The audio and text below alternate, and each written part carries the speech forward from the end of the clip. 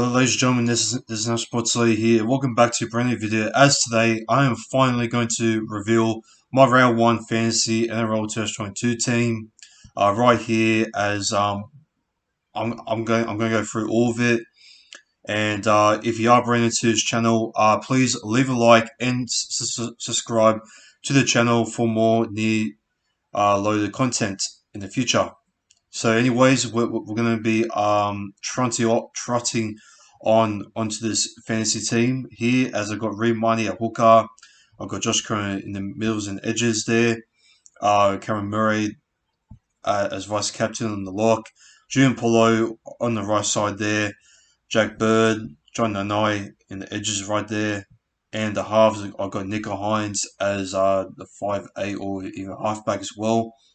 And I've got Mitchell Moses there, halfback, as I think he's going to improve, and I think he's going to put a lot of points into the season as what others, some other people expect him to be. And I've got Stephen Crine and Isaac Tago, the two centers that I think are going to get pretty high quality for the Panthers this season. I just think that Stephen Crine right there. He's going to get a lot of points there, with some points maybe playing fullback or even playing the wing there as well. And putting him like a centers, I think he's mostly going to play his time there in the centers.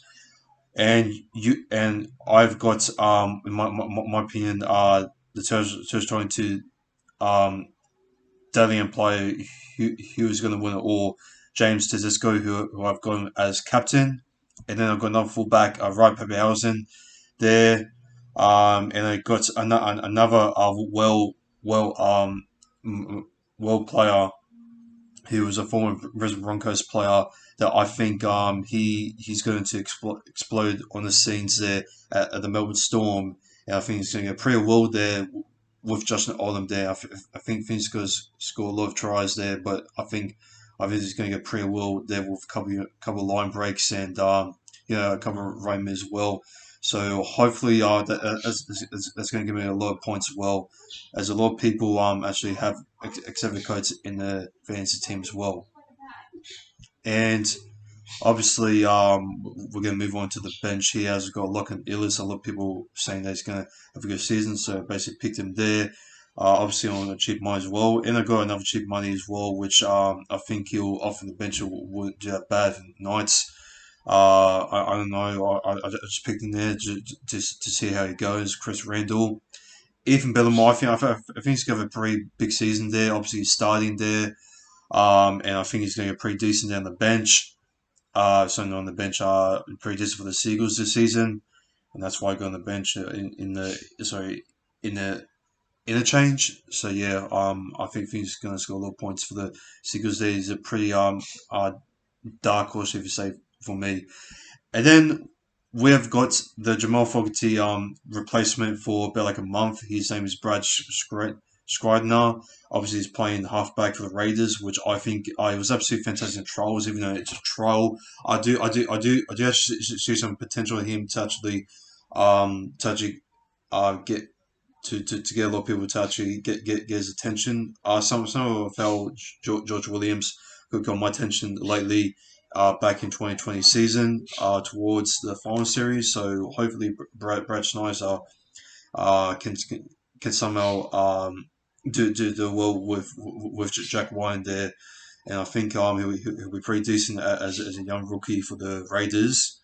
And we've got former Melbourne Storm player Max King there in the emergency. I've got Valois. I have heard on Black and the Bar, he's a most player to watch for the Warriors this season. And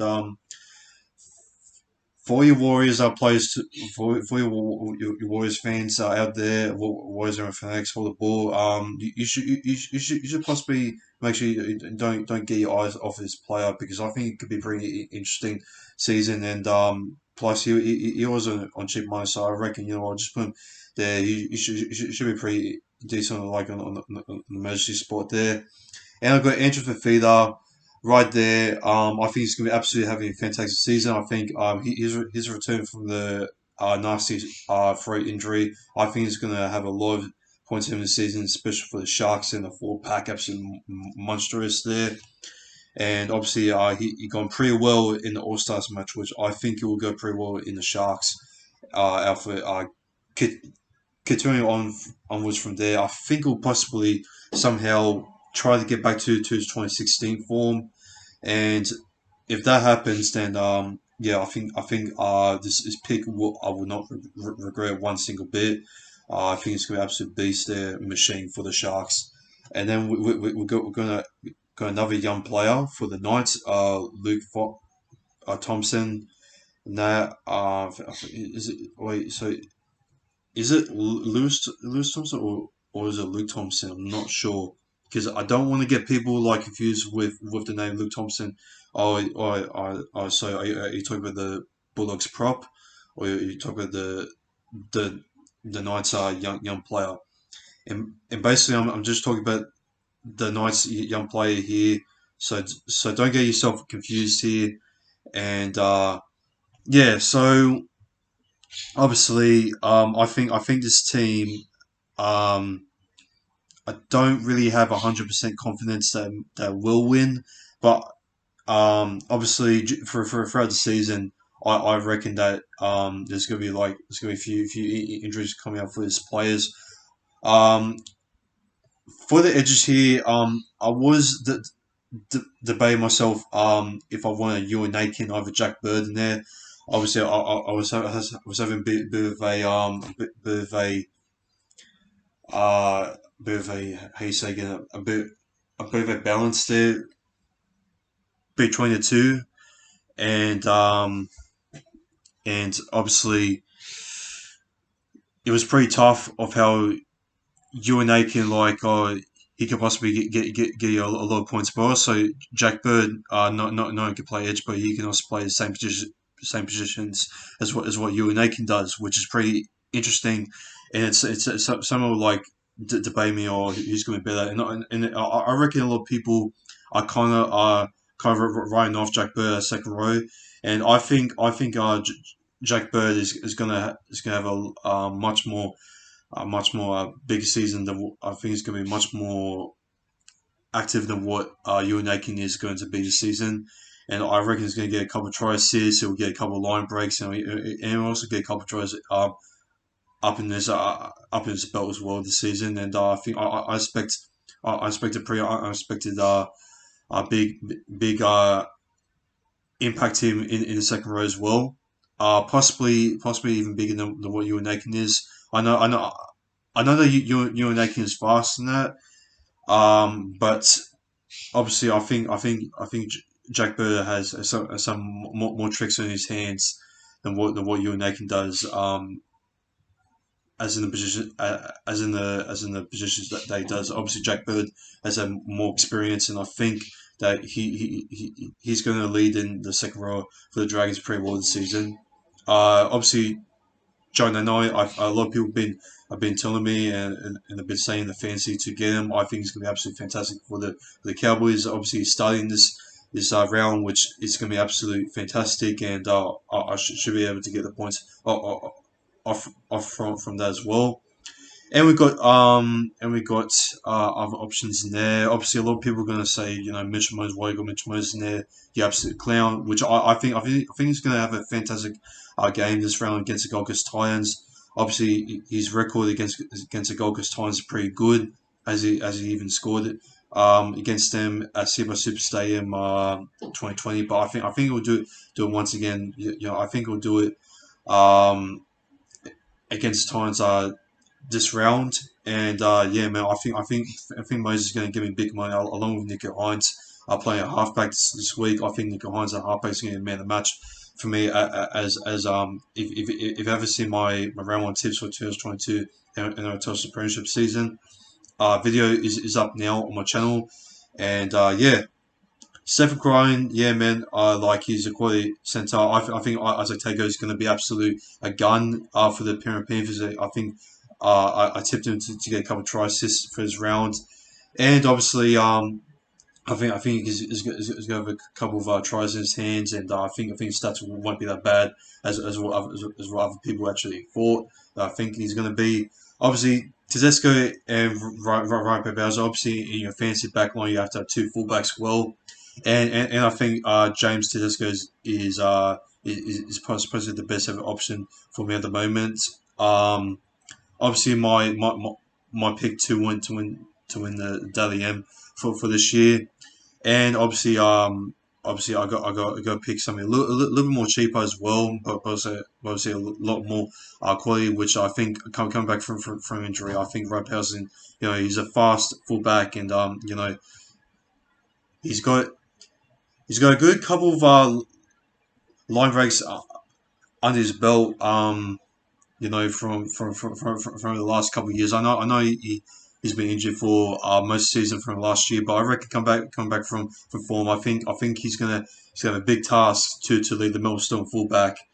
Um, and I reckon that if he does lead them, possibly like a third place. I reckon I reckon this Rob Peppers is gonna be absolutely classy.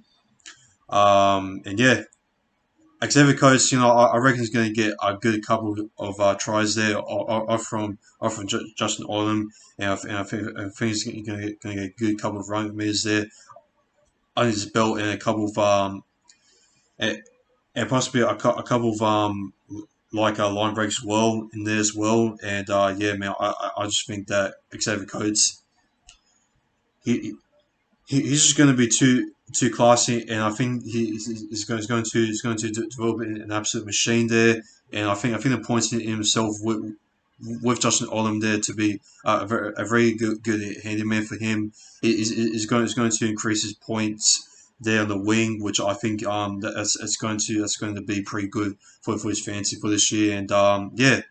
Uh, so for the mids there, I got Josh Curran there. I heard that he's going to have a pretty good underrated season this year.